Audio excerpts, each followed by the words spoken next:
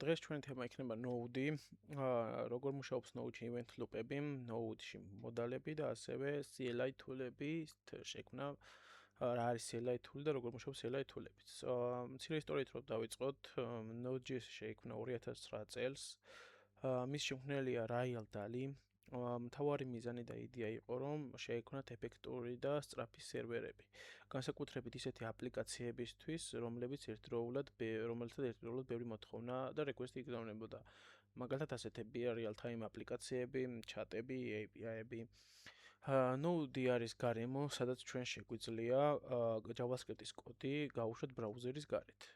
თუ ზოგადად JavaScript მუშაობს ბრაუზერში, მაგალითად Chrome-ში, აქ უკვე ამ საზღვრებს გარეთ გავდივართ და გვაქვს შესაძლებლობა შევქმნათ სერვერები, დავწეროთ backend კოდი და ასევე შევქმნათ CLI tool-ები. როგორც ვახსენე, Node არის სწრაფი და ამის შექმნის ერთ-ერთი მთავარი იდეაც სწორედ ეს იყო. მისი სწრაფეს განაპირობებს რამოდენიმე ფაქტორი. მაგალითად, ერთ-ერთი ფაქტორი არის ის, რომ Node მუშაობს Chrome-ის Verva engine-ზე. ასევე Node არის single thread execution გარემო. რაც ნიშნავს, რომ JavaScript-ის კოდი სრულდება ერთ მთავარ thread-ში, ანუ execution thread-ში, თუმცა ეს არ ნიშნავს, რომ Node ერთდროულად მხოლოდ ერთ ამოცანას ასრულებს. აქ არის მთავარი იდეა ის, რომ Node იყენებს event loop-ებს, ასევე იყენებს non-blocking პრინციპებს და იყენებს libov-ის გარემოს, libov-ის thread pools. ცოტა გასაგებინაზე რომ თქვა და რეალური მაგალითი მოვიყვანოთ დღევანდელი ცხოვრებიდან, წარმოვიდგინოთ სამზარეულო, სადაც არის მთავარი შეფი, რომელიც არის main thread-ი, ანუ ეს main thread-ი, ვინც არის შეფი, იღებს შეკვეთებს, ასე რომ ვთქვათ. იქვე აკეთებს ის admin შეკვეთას, თვითონ main thread-ი, მაგრამ პერსონალი, რომ წარმოვიდგინოთ, პერსონალი არის event loop-ი, thread pool-ი არის და პერსონალს უნაწილებს ამ დავალებებს. პერსონალი არ ჩერდება და პერსონალიც მუშაობს ამ ყველაფერზე და შემდეგ როცა უკვე ეს ყველაფერი შეიგულება, ერთიანად მოდის შეფთან და მე შეფი ანაწილებს ამ ყველაფერს. ჩვენ აქ ვახსენეთ libov-ი. libov-ი არის დაბალი დონის low-level ბიბლიოთეკა, რომელიც უზრუნველყოფს ასინქრონული ოპერაციებს Node.js-ში, ასევე მართავს event loops და ასევე მართავს thread pools. ასევე ვახსენეთ non-blocking და რას ნიშნავს ეს? Non-blocking პრინციპები არის პროგრამა, ანუ ეს არის ის, რომ როდესაც ანუ პროგრამა არ ჩერდება, როცა ელოდება გარე ოპერაციას, მაგალითად ფაილებს, მონაცემთა ბაზებს, ქსელებს, ანუ ქსელების დასრულებას, ანუ ეს ისე მუშაობს, სანამ მაგალითად მონაცემთა ბაზა მუშაობს, ესეც აგრძელებს მუშაობას და არ ელოდება ამ ყველაფერს. ამის ნაცვლად ის აგრძელებს და სხვა კოდის შესრულებას შეასრულებს და უკვე როცა ეს ყველაფერი შესრულდება, მერე ბოლოს შედეგს იღებს სახეზე და მოგვიანებით იღებს ამ ყველაფერს. ასევე გვაქვს event loop-ი, რომელიც ძალიან დიდ როლს თამაშობს Node.js-ის გარემოში, ეს უკვე ვახსენეთ. თუ უფრო დეტალურად ჩავშლით Node loops არის მექანიზმი, რომელიც მართავს ასინქრონულ ოპერაციებს და აკონტროლებს კოდის შესრულების რიგს, execution order-ებს, ასე რომ ვთქვათ. ანუ რომელი დავალება როდის უნდა შესრულდეს, ამას აკონტროლებს event loop-ი. როგორ მუშაობს ახლა event loop-ი კოდში? Node.js-ში ჩვენ გვაქვს call stack-ი, სადაც სრულდება სინქრონული ფუნქციები. მაგალითად კონსოლოგი, რაც წეგან ვახსენეთ, რომ admin ფუნქცია, ანუ შეფს როცა ვახსენეთ, რომ admin დავალებებს იღებს და ეს ანუ ყველაფერს აკეთებს, ამას აკეთებს call stack-ი. მაგალითად შევქმნათ მოდით ფაილი main.js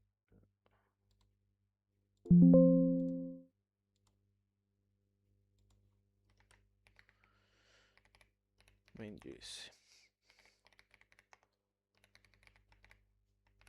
start. ეს ჩვენთვის არის ასე ვთქვათ call stack-ი, სადაც ხდება სინქრონული ფუნქცია და ეს არის ერთ-ერთი დავალება, რომელიც ძალიან ნამდვილია call stack-ისთვის და ამას შეასრულებს. ასევე ჩვენ გვაქვს აქ callback queue, სადაც ხდება ასინქრონული ოპერაციების, callback-ების ფუნქციების და ანუ სადაც ხდება ასინქრონული ოპერაციების callback-ები ამ ფუნქციების დასრულების შემდეგ. როდესაც ჩვენ ვუშვებთ ასინქრონულ ოპერაციას, ის რეგისტრირდება და მისი შესრულება გადადის უკვე libov-ის გარემოში. main thread-დან ის გამოიყოფა, ეს უკვე main thread-ზე გაეშვება, მაგრამ მოდი ერთი დავწეროთ კიდევ. set timeout-ი. console.log hello world. მაგალითად, ეს არის ჩვენი ასინქრონული ფუნქცია. ეს როგორც console.log ისე არ გაეშვება, ეს გადავა უკვე main thread-დან გადავა libvies გარემოში, იქ შესრულდება ეს ყველაფერი და დაელოდება თავის rigs.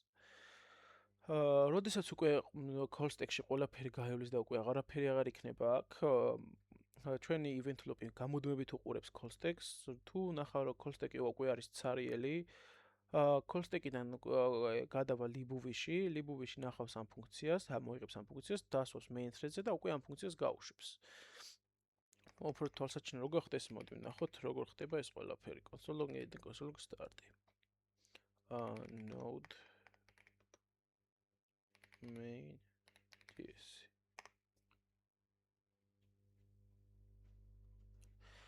მოკლედ, პირველი ჩვენი call stack-ში პირველი ჩვენი ფუნქცია რაც იყო console.log start-ი. ჩვენმა call stack-მა გაუშვა console.log start-ი, შემდეგ წამოვიდა და ნახა რომ გვაქვს ასინქრონული ფუნქცია set timeout-ი. ეს set timeout-ი main thread-დან უკვე გადაისრული libvies-ში წაიღო, libvies-ში ეს ყველაფერი შესრულდა და ელოდება თავის rigs. შემდეგ უკვე ჩვენ გქონდა console.log NDS ესეც იყო ერთ-ერთი ფუნქცია. ესეც შესრულდა main thread-ზე, რადგან ესეც სინქრონული ფუნქცია, შესრულდა ეს და უკვე event loop-მა დაიწყო კიდევ სკანირება და როცა ნახა რომ უკვე ჩვენ აღარანაირი ფუნქცია აღარ ქონდა call stack-ში, დავიდა libvies-ში, წამოიღო set timeout-ი და ის გავუშვა უკვე შემდეგ კოდად, ასე ვთქვათ. ეს არის ჩვენი event loop-ის მუშაობა კოდში, თუ როგორ მუშაობს event loop-ი. გადავიდეთ შემდეგ თემაზე, რაც ჩვენი შემდეგი თემა იყო მოდულები Node.js-ში. Node.js-ში გვაქვს რამდენიმე ტიპის მოდული. ზოგადად მოდული არის კოდის ნაწილი, რომელსაც აქვს თავისი ფუნქციონალი და შეგვიძლია გამოვიყენოთ სხვა ფაილებში. მოდული გვეხმარება კოდის დაყოფაში, ასევე ორგანიზებაში გვეხმარება. Node.js-ში არის რამდენიმე ტიპის მოდული, როგორც ვახსენე, მაგალითად built-in მოდალები გვაქვს custom მოდალები და გვაქვს third part მოდალები. ეს ყველაფერი მოდი კოდში რომ ვნახოთ.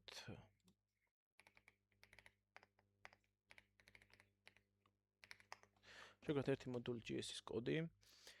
built-in მოდალები რომ ვნახოთ, ჩვენთვის built-in მოდალები არის იგივე მაგალითად FS file reader-ი HTTP, რომელიც უკვე ჩაშენებულია Node.js-ში, მოყვება და მას არც დაინსტალება ჭირდება, არც შექმნა ჭირდება, ეს ავტომატურად მოყვება და ჩვენ შეგვიძლია ეს ყველაფერი გამოვიყენოთ. მაგალითად, მოდი გავაკეთოთ import fs from Node.fs. ეს უკვე ჩვენი ჩაშენებული ჩაშენებული მოდალი, ასე ვთქვათ, მაგალითად fs append file რაღაც მივაბოთ, ეს შეგვიძლია გამოვიყენოთ. ასე გვაქვს ჩვენ custom მოდალები. მოდი ახლა შევქმნათ ჩვენი ერთი custom მოდალი, მაგალითად export function enter b enter numbers b. ეს არის ჩვენი custom პატარა, ეს არის ჩვენი custom მოდალი, ეს არის ჩვენი ფუნქცია, რომელიც შეგვიძლია გამოვიყენოთ სხვა მოდალში. მაგალითად შევქმნათ აქ server.js import. ამას ჩვენ დავაიმპორტებთ ჩვეულებრივად, ეს არის name export-ი. name export-ით გავაკეთებთ model.js-დან და ამ ყველაფრის გამოყენება ჩვენ შეგვიძლია. მაგალითად შევქმნათ const model-ის added და გადავაწყვით არგუმენტებს იქ რაც ჩავწერეთ. console.log. ეს რო გავუშვათ მაგალითად უკვე ჩვენ სერვერზე server.js-ში ვართ, server.js-ი.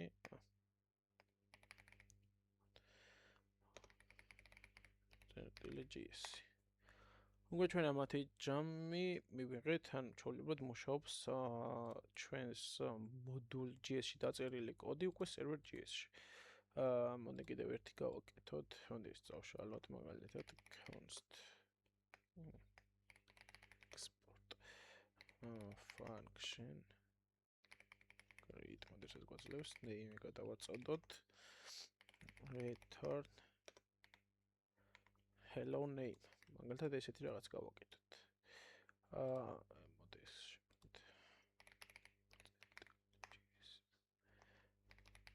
დავაიმპორტოთ ჩვენი greet-ი. დავაიმპორტეთ. const მაგალითად name შევქნათ hudris grid დავწეროთ world console log name. მოგავუშვათ ახლა ჩვენი name.js-ი. ჩვეულებრივად უკვე ჩვენ გქონდა main.js-ში გქონდა hello, გადავაწოდეთ სახელი და module.js-ში უკვე ჩვეულებრივად სადაც დავწერეთ. უბრალოდ server.js-ში, name.js-ში რაც გავაკეთეთ, სახელი ჩავაწოდეთ და უკვე მთლიან დაგვილოგა hello world. ეს არის custom მოდალი, build მოდალები ვახსენეთ, three party მოდალები არის უკვე, როდესაც ჩვენ npm-ით დავაინსტალებით მოდულებს, მაგალითად Express-ის web ბიბლიოთეკას რო frameworks როცა დავაინსტალებთ, ეს უკვე ჩვენთვის იქნება third party მოდულები.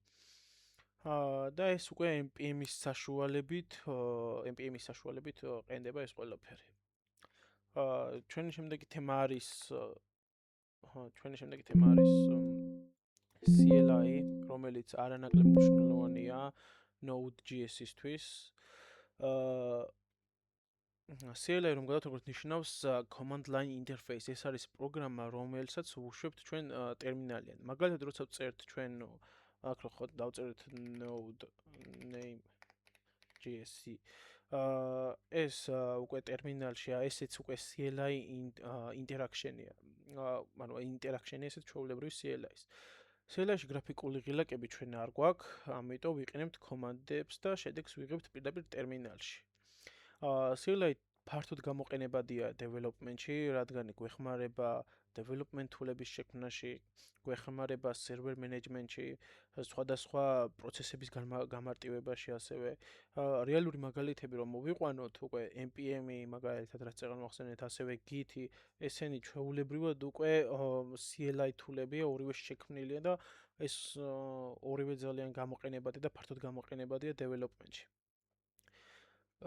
მოდით ჩვეულებრივად მაგალითზე რომ გადავიდეთ და ვნახოთ რა ხდება.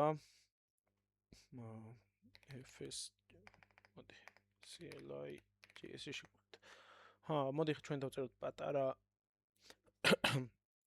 მოდი ჩვენ დავწეროთ პატარა ასე ვთქვათ CLI კოდი, რომლის შემოშობისას ჩვენ შევქმნით ფაილს, ტერმინალიდან უკვე შევქმნით ფაილს და ამ ტერმინალში ჩვენ ჩავწერთ რასაც ჩვენ მოვისურვებთ, ასე ვთქვათ. დავაიმპორტოთ მოდი fs ფაილი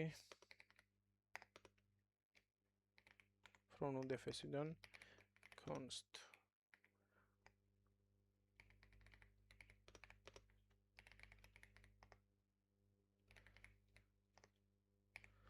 შევქმნათ message-ი და მოდი ახლა ეს message process argument რას ნიშნავს ეს განვარტოთ.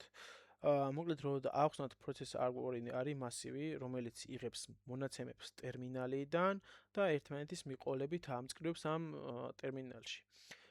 ჩვენთვის მაგალითად process argument menule index-ი იქნება node-ი, აქ რაც იწერება, ეს node-ი იქნება. პირველი ინდექსზე იქნება ჩვენი ფაილის დასახელება name.js-ი, ამჯერად ეს გვიწერია და უკვე მესამე მეორე ინდექსზე უკვე იდგება ჩვენი კოდი, რომელსაც ჩვენ დავწერთ, ანუ რომელი არგუმენტსაც ჩვენ გადავაწოდებთ. ამიტომ გვჭირდება ეს მეორე, რადგან ეგ მეორე არგუმენტი, რასაც ჩვენ დავწერს, ეგ უნდა ჩაიწეროს იმ ფაილში, რასაც ჩვენ შევქმნით. აქ შევამოწმოთ to message არის. To message არ არის უბრალოდ. Please provide a message და process exit-ი გავუკეთოთ, რადგან to message არ არის ეს პროცესი უკვე დავასრულოთ. შემდეგ შევქმნათ fs append file. Append file ნიშნავს იმას, რომ ჩვენ ვქმნით ახალ ფაილს, რომელიც იქნება დამოუკიდებელი და ჩვეულებრივად შეიქმნება. სახელი დავაწეროთ მაგალითად node.txt. ამას გავატანოთ message, რაც ჩვენ გვინდა რომ ჩაიწეროს. აქ გავაკეთოთ პატარა ესეთი რაღაც, ეს ნიშნავს იმას, რომ როდესაც ჩვენ რამოდენიმე ამ ფაილში რამოდენიმე რაღაცას ჩავწერთ, ერთმანეთის მიყოლებით ჩაიწერება ეს ყოველივე. გავაკეთოთ error-ი, რომ თუ რამე error-ია დავჰენდლოთ. თუ გვაქვს error-ი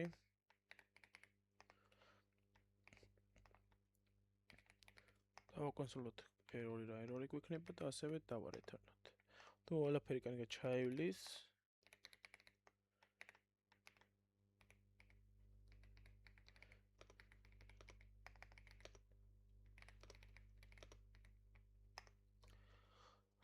ჩვენ დავაკონსოლოთ ის, რომ console log-ში შეიქმნა ახალი ფაილი. მაგალითად, მოდი ჩვენ გავუშვათ ეს ჩვენი კოდი. node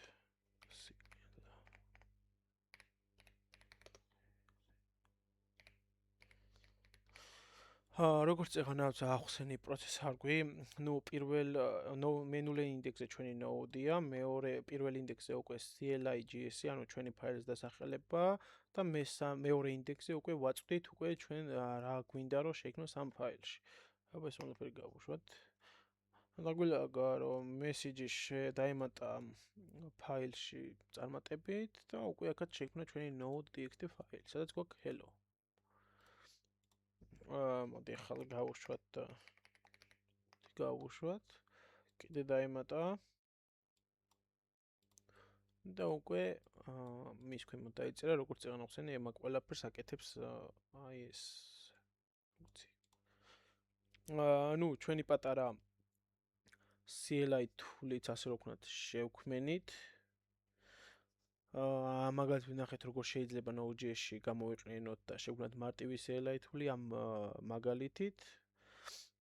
და ზოგადად რომ განვიხილოთ და რომ ჩავშალოთ ჩვენი დღევანდელი ლექცია ასე ვთქვათ, ვნახეთ როგორ მუშაობს event loop-ები Node.js-ში, ვნახეთ მოდულები როგორ მუშაობს და ასევე ვნახეთ როგორ შეგვიძლია შევქმნათ და გავაკეთოთ პატარა CLI interaction-ები ჩვენ ტერმინალის დახმარებით ჩვენ კოდში.